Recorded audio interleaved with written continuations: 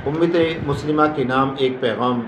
पिछले दिनों पता चला कि रावलपिंडी में एक मस्जिद के खादिम ने घरेलू हालात से तंग आकर महंगाई की शिद्दत की वजह से ख़ुदकुशी कर ली, गोलियां खा ली।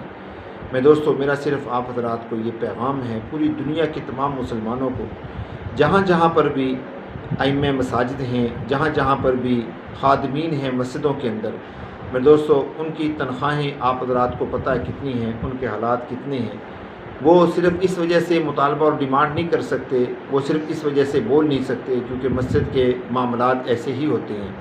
लेकिन इनफरादी तौर पे हम लोग उनके साथ ताउन कर सकते हैं। अगर अल्लाह तबारक व तआला ने हमें दिया है तो हम खुसूसी तौर पे उनके साथ खुसूसी तौर पे ताउन फरमाएँ, क्योंकि हालात इस वक्त बड़े ख़राब हैं। और मसाजिद की तनख्वाहों का आप हज़रात को अंदाज़ा और इल्म है कि मसाजिद के अंदर कितनी तनख्वाहें होती हैं आइम्मे मसाजिद की और मस्जिद के खादिमीन की। इसलिए मेरी आप हज़रात से ये दर्दमंदाना अपील और गुजारिश है कि अगर अल्लाह रब्बुल इज़्ज़त ने हमें माल से सरफराज किया है, माल अता किया है, माल से नवाजा है, तो हम इन लोगों की खिदमत करें।